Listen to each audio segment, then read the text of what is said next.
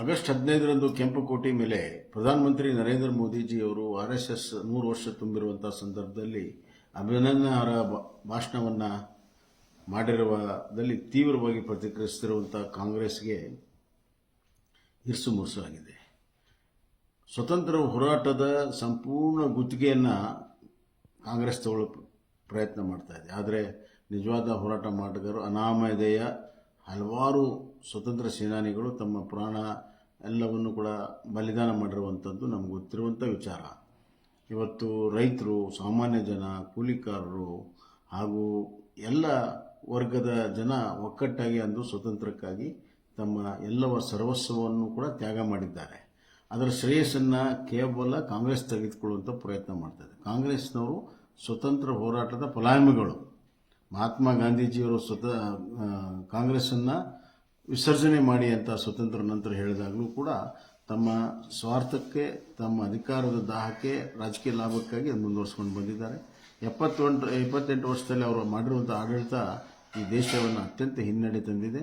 ಇವತ್ತು ಕಾಂಗ್ರೆಸ್ಸಿನ ನಾಯಕರು ದೇಶ ವಿರೋಧಿ ಹೇಳಿಕೆಗಳನ್ನು ನೋಡಿದಾಗ ಇವರು ಸ್ವತಂತ್ರ ಹೋರಾಟಗಾರರ ಒಂದು ಪಕ್ಷಕ್ಕೆ ಸೇರಿದ್ದಾರೆ ಅನ್ನುವಂಥದ್ದು ಭಾಳ ಸಂಶಯ ಆಗಿದೆ.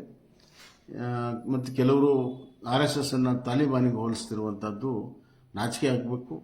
ಇವತ್ತು ಕಾಂಗ್ರೆಸ್ಸು ನಿಜವಾದ ತಾಲಿಬಾನ್ಗಳನ್ನು ಅಂದು ಟಿಪ್ಪುನ ದೊಡ್ಡ ಹೀರೋ ಮಾಡಿದ್ರು.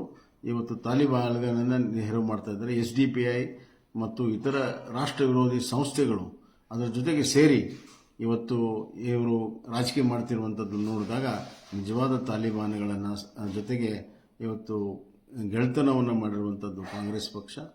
ಮತ್ತು ಸಿದ್ದರಾಮಯ್ಯನವರು ತಾವು ಇವತ್ತು RSS ವಿರುದ್ಧ ಹೇಳಿಕೆ ಕಾಂಗ್ರೆಸ್ಸಿನ ಅಧಿನಾಯಕರಿಗೆ ರಾಹುಲ್ ಗಾಂಧಿಗೆ ಮೆಚ್ಚಕ್ಕೆ ಕೊಡ್ತಾ ಇದ್ದಾರೆ.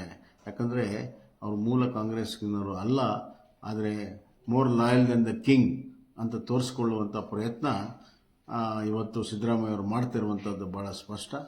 ಆದರೆ ನಾವೆಲ್ಲ RSS ಏನು ದೇಶ ಕಟ್ಟದಲ್ಲಿ ತೊಡಗಿದೆ ಅದಕ್ಕೆ ಸಂಪೂರ್ಣವಾದಂಥ ಬೆಂಬಲವನ್ನು ಮತ್ತು ಸಹಕಾರವನ್ನು ಕೊಟ್ಟು ದೇಶ ಕಟ್ಟೋದರಲ್ಲಿ ನಾವೆಲ್ಲ ಒಂದಾಗಿ ಕೆಲಸ ಮಾಡುವಂಥದ್ದು ಅವಶ್ಯಕತೆ ಮತ್ತು ಅನಿವಾರ್ಯತೆ.